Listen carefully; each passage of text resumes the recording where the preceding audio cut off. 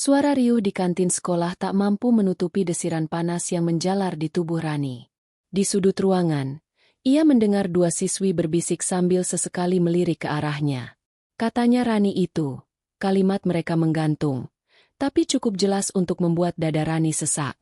Itu rahasia yang hanya ia ceritakan pada Lila. Rani menggenggam erat gelas jus di tangannya. Tidak mungkin. Lila nggak akan. Gumamnya. Tapi hatinya mulai goyah. Setelah bel pulang berbunyi, ia mencoba mencari Lila. Lil, aku mau tanya. Suaranya pelan, nyaris tak terdengar. Tapi Lila hanya menunduk, menghindari tatapannya. Rani merasakan kepingan kepercayaan itu retak. Sepulang sekolah, Rani menutup pintu kamarnya rapat-rapat. Ia duduk di lantai, memandangi buku harian yang menjadi saksi rahasianya. Air matanya menetes tanpa izin. Kenapa, Lil? Kenapa kamu tega? Sejak hari itu, ia memutuskan untuk diam. Tak ada sapa, tak ada senyum.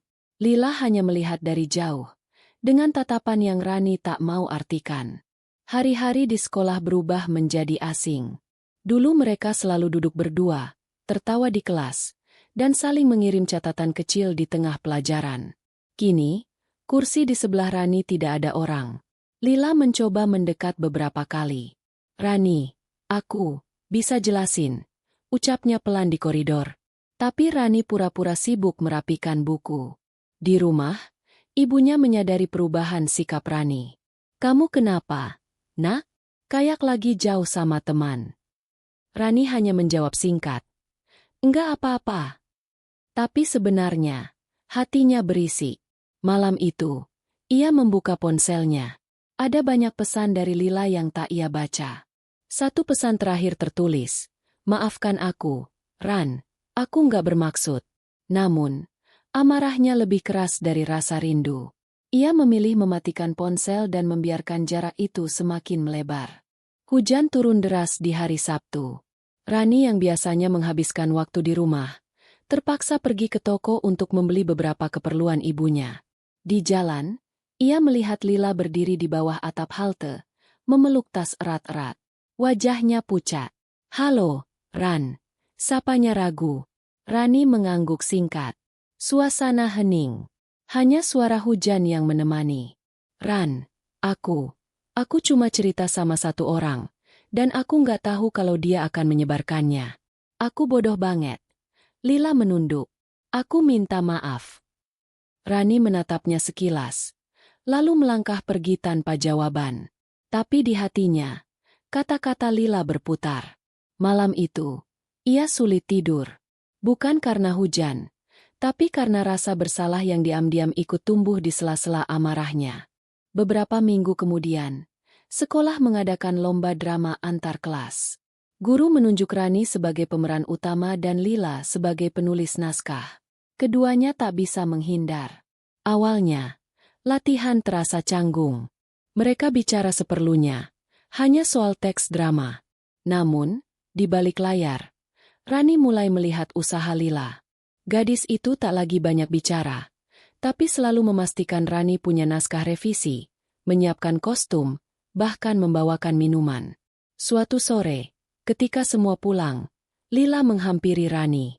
Aku tahu, kata maaf nggak cukup. Tapi aku janji, aku nggak akan nyakitin kamu lagi. Rani hanya terdiam. Tapi hatinya mulai retak untuk kedua kalinya. Kali ini bukan karena kecewa, melainkan karena benteng amarahnya mulai runtuh. Hari lomba tiba. Drama mereka berjalan lancar. Saat adegan terakhir, Rani harus mengucapkan dialog. Kadang memaafkan itu bukan untuk orang lain, tapi untuk membebaskan diri kita sendiri. Kata-kata itu seperti mengetuk pintu hatinya. Setelah pertunjukan usai dan tepuk tangan menggema, Rani menoleh pada Lila. Lil. Suaranya pelan. Lila menatapnya penuh harap. Aku nggak janji lupa, tapi aku mau coba memaafkan. Air mata Lila jatuh tanpa sempat ia tahan. Makasih, Ran. Kamu nggak tahu betapa aku nunggu ini. Mereka tersenyum, canggung tapi hangat. Seolah cahaya matahari sore itu ikut memberkati pertemuan mereka. Musim hujan berganti dengan langit cerah. Hubungan Rani dan Lila belum sepenuhnya kembali seperti dulu, tapi mereka mulai berjalan bersama lagi. Ada obrolan kecil, tawa singkat, dan rencana belajar bareng. Rani menyadari, memaafkan bukan berarti membenarkan kesalahan. Memaafkan adalah memilih untuk tidak membiarkan luka mengendalikan hidupnya. Suatu sore, ia menulis di buku hariannya, "Memaafkan itu melegakan. Aku kira aku melakukannya untuk Lila. Ternyata aku melakukannya untuk diriku sendiri."